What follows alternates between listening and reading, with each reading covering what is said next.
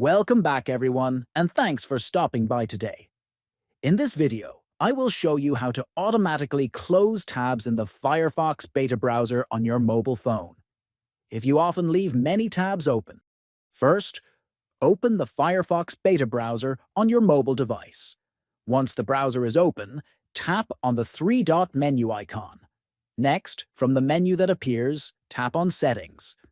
After that, scroll down and tap on Tabs to open tab-related settings.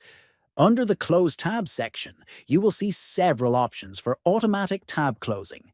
Now, choose the option that suits you best, such as closing tabs after 1 day, after 1 week, or after 1 month. Finally, exit the settings, and Firefox Beta will automatically close inactive tabs based on your selection.